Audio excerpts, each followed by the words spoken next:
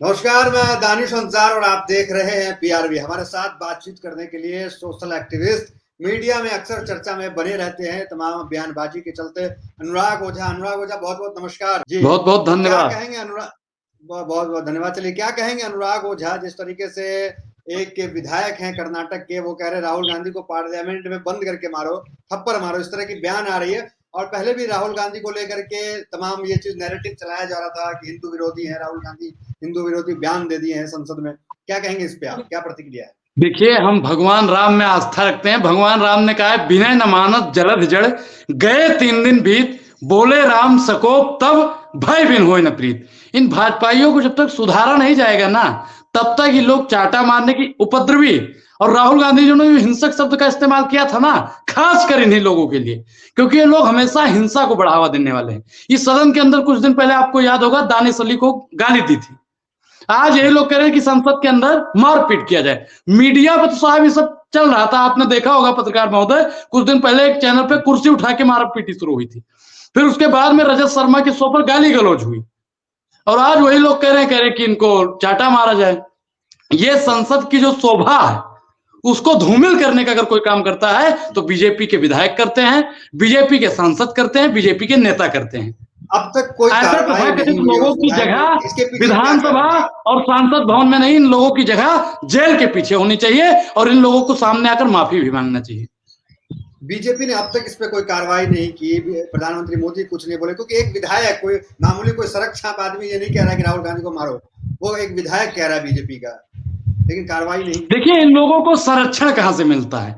इन लोग, एक कहावत है कि बांस की कोठी में बांस ही जन्म लेता है।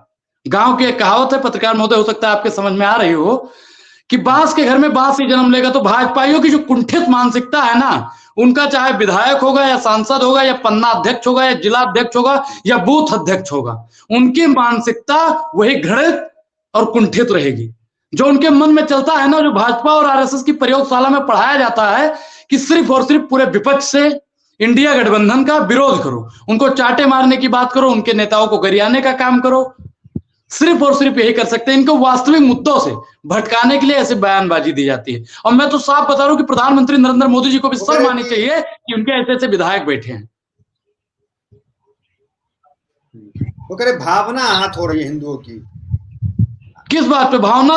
सुनिए, भावना तो हिंदुओं की तब आहत हुई थी पत्रकार महोदय, जब भगवान राम, जो हमारे आराध्य हैं, जब उनका फोटो छोटा सा और मोदी जी का बड़का फोटो लगा दिया गया था, तब हिंदुओं की भावना आहत हुई थी। हिंदुओं की भावना तब आहत हुई थी जब द्रौपदी मुर्मू जी को राम मंदिर के उद्घाटन में नहीं बुलाया गया। हिंदुओं की भावना तब भी आहत हुई थी जब द्रौपदी मुर्मू जी को, आपको याद होगा कि जगन्नाथपुरी का दर्शन नहीं करने दिया गया था, दूर ही खड़ी थी।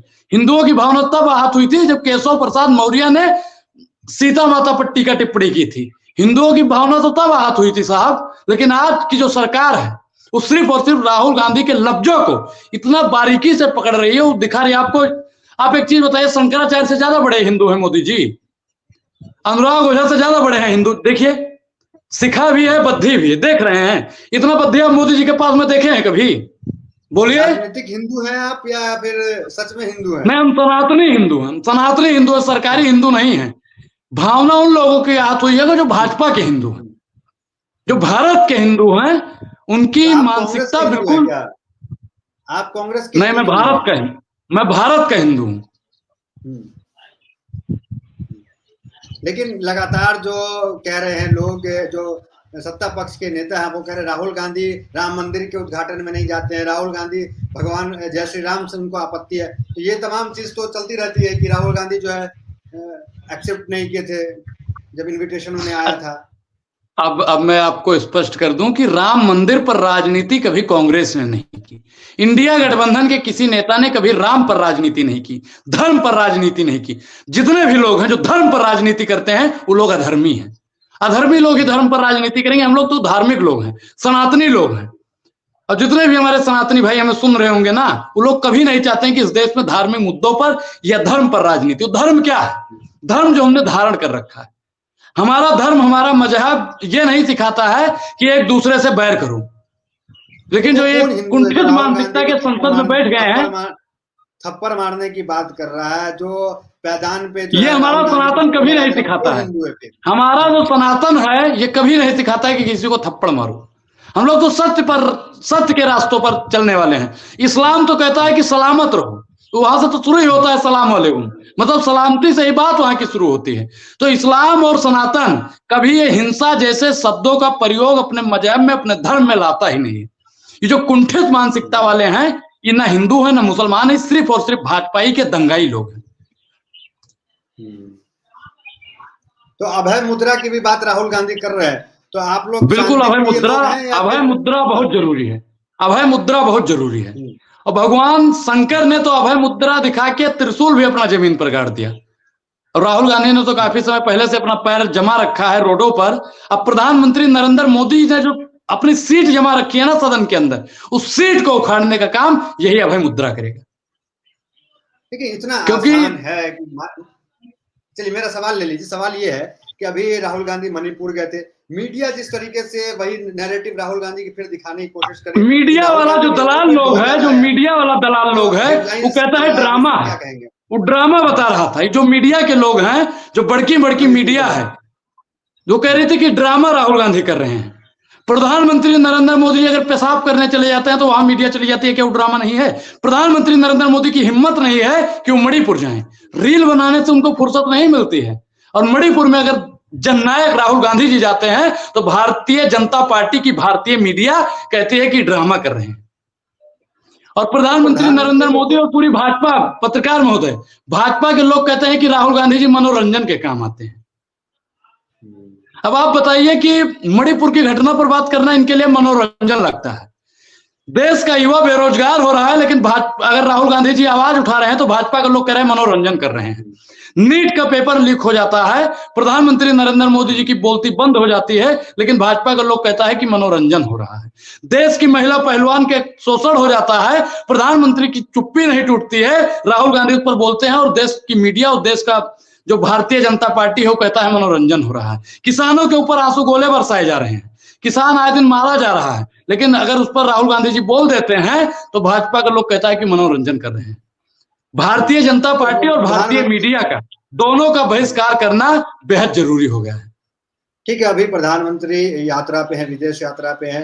कहा जा रहा था कि राहुल गांधी बैंकॉक चले जाएंगे चुनाव के बाद, लेकिन तस्वीर कुछ और दिख रही है। प्रधानमंत्री मोदी 3 देश घूम चुके हैं अब तक। इस पे क्या कहेंगे? जो नैरेटिव सेट किया जा रहा था कि राहुल गांधी विदेश चले जाएंगे, बैंकॉक में जाएंगे, मस्ती करेंगे, घूमेंगे। देखिए, जननायक और विदेश नायक में ही फर्क है। प्रधानमंत्री नरेंद्र मोदी जी को अगर 5 मिनट का मौका मिल जाता है ना, तो एयर इंडिया पकड़ते हैं, सीधा विदेश जाके रुकते हैं। और कहा जा रहा था राहुल गांधी के लिए, हम तो पहले ही मोदी जी को जानते थे कि मोदी जी कितना घुमक्कड़ प्रधानमंत्री पृथ्वी पर, भारत की बात नहीं कर रहे हैं, पृथ्वी पर कोई हुआ ही नहीं है। तो इतना घूम घूम के देश का सत्यानाश कर दिया। नीति की चर्चा करने गए होंगे, ये भी तो आप सोच सकते हैं। कौन सी विदेश नीति की चर्चा करेंगे? विदेश नीति की चर्चा मोदी जी जाके करेंगे। अगर विदेश से कुछ घाटा हो जाएगा तो विदेश मंत्री उसका जिम्मेदार होगा। रेलवे की झंडी दिखाएंगे मोदी जी, और रेलवे में जब टकरा जाएगी 2 ट्रेन तो उसका जिम्मेदार होगा रेल मंत्री। परीक्षा पर चर्चा करेंगे नरेंद्र मोदी जी, और पेपर लीक हो जाएगा तो उसका जिम्मेदार बनेंगे धर्मेंद्र प्रधान जी। ये बेईमानी है कि नहीं है? अगर वो विदेश में जाते हैं, विदेश नीति पर चर्चा करते हैं, तो आप ये चाह रहे हैं कि यूपी के खराब प्रदर्शन पे बाबा को जिम्मेदारी न थोपी जाए योगी जी पे? मोदी खुद बिल्कुल जिम्मेदारी थोपी जानी चाहिए। बिल्कुल, इनका पूरा सिस्टम में क्या करूं, बूथ पन्ना अध्यक्ष से और प्रधानमंत्री तक, ये कह रहे हैं आप? आपकी आवाज पत्रकार महोदय थोड़ा क्लियर नहीं आ रही है। मैं ये कह रहा था, जिस तरीके से यूपी में खराब प्रदर्शन बीजेपी कर रहा है, तो आप ये कहना चाह रहे हैं कि यूपी में जिस तरह से बाबा को टारगेट किया जा रहा है, तो बिल्कुल मैं आपको स्पष्ट कर दूं कि बिल्कुल बाबा योगी जी की जो नीतियां थी, आपने भी देखा है कि उसका मैं भुगत भोग रहा हूं। मेरे जुबान पर ताला लगवाने का काम भाजपा सरकार ने किया, लोगों का घर गिरवाने का काम भाजपा की सरकार में हुआ। आज दिन यहाँ पे मतलब जो हमारा पशु घूम रहे हैं, इसका भी जिम्मेदार कहीं ना कहीं सरकार, किसानों का आय को दुगना कर, सबसे अधिक आबादी वाला, सबसे अधिक सीट देने वाला उत्तर प्रदेश अब भाजपा को नकार चुका है। अगर ये 50 सीटों की बेईमानी न किए होते भाजपा के लोग, तो भाजपा को इस देश में सरकार बनाना क्या, भारत में रुकना भी दुश्वार हो जाता। चलिए दूसरे मुद्दे पे अनुराग ओझा चल के आते हैं। 23 जुलाई को बजट पेश होने वाला है। निर्मला सीतारमण बजट पेश करेंगे। एक तरफ नायडू है, अहम घटक दल के हैं, एक तरफ जेडीयू है, वो अहम घटक दल है, जिसकी बैसाखी पे अभी बीजेपी टिकी हुई है। तो क्या लग रहा है कि अगर बजट में टीडीपी की जो मांग लगातार थी केंद्र से, जेडीयू की जो मांग है 1 लाख करोड़ की मांग बताई जा रही है, आंध्र प्रदेश के लिए चंद्रबाबू नायडू मांग रहे हैं, बिहार भी 1 लाख करोड़ तक की मांग जो है वो मांग रही है, लेकिन देश का खजाना खाली है, 168 लाख करोड़ का देश पे कर्ज है। ऐसे में क्या लगता है कि ये जो सरकार है, केंद्र सरकार बीजेपी एनडीए है, वो उनकी मांग को मान पाएंगे, नहीं मान पाएंगे? क्या तस्वीर साफ हो रही है? क्या लगता है, क्या एक बार नीतीश कुमार फिर पलटी मारेंगे इस बार? क्या लग रहा है? देखिए, नीतीश चाचा तो पलटी मारने के लिए चचा बने हैं, और बाकी बर्बाद गुलिस्ता करने को बस एक ही उल्लू काफी था, और हर साख पे उल्लू बैठा हो तो अंजामे गुलिस्ता क्या कहना। अगर मांग नहीं माने, आंध्र प्रदेश को विशेष राज्य का दर्जा नहीं दिया, बिहार को विशेष राज्य का दर्जा नहीं दिए, तो चाचा की बैसाखी कभी भी टेढ़ी हो सकती है। और बैसाखी और टेढ़ी हुई ना पत्रकार महोदय, तो प्रधानमंत्री नरेंद्र मोदी जी की कुर्सी धाराशाही हो जाएगी, और कुर्सी धाराशाही होते ही प्रधानमंत्री नरेंद्र मोदी जी के जैसा के पापा की जगह कहाँ है आप जानते हैं। सरकार अभी लालू जी का, पत्रकार महोदय भी लालू जी का जल्दी का ही बयान था कि अगस्त में सरकार गिरने वाली है, बजट तो 26 को आएगा, और 30 तक का राम नाम सत्य है, राम नाम सत्य है, राम नाम सत्य है। कह रहे लालू जी तो कुछ भी बोलते हैं, लोग कह रहे हैं लालू जी कुछ भी बोलते हैं। लालू जी ने एक बार बोला था कि परिवार, कितना राजनीति हुई थी। लालू जी जो बोलते हैं सोच समझ कर बोलते हैं, राजनीतिक अनुभव जितना लालू जी के पास है, न नरेंद्र मोदी जी के पास में है, न जयशाह के पापा के पास में है, न पंकज सिंह के पापा के पास में है, न स्मृति ईरानी के पास में है, और न उनको जानते हैं पीयूष गोयल के पास में है, न अश्विनी वैष्णव जी के पास में, भाजपा के किसी भी व्यक्ति के पास में उतनी राजनीतिक समझ है ही नहीं।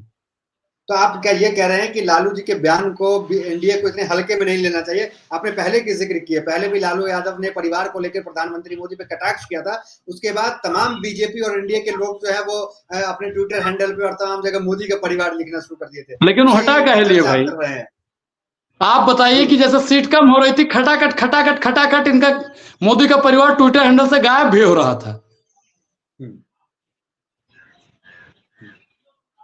तो आप ये कहना चाह रहे हैं कि नीतीश कुमार की बात अगर नहीं मानी जाए, वो विशेष राज्य की दर्जा और तमाम पैकेज की, तो नीतीश कुमार जो है दल बदल सकते हैं? बिल्कुल बदलना चाहिए। आप बताइए कि बिहार पिछड़ा नहीं, अति पिछड़ा एरिया में आता है, वहां पे विशेष राज्य का दर्जा क्यों नहीं मिलना चाहिए? वहां के अभी की सरकार है बिहार में, अनुराग 20 साल देखिए की सरकार है, देखिए डबल इंजन की पत्रकार साथ रहे, लेकिन अब तक विशेष राज्य का दर्जा नहीं मिला। डबल इंजन की सरकार मतलब दो लोगों का व्यापार, दो खरीदेगा दो बेचेगा।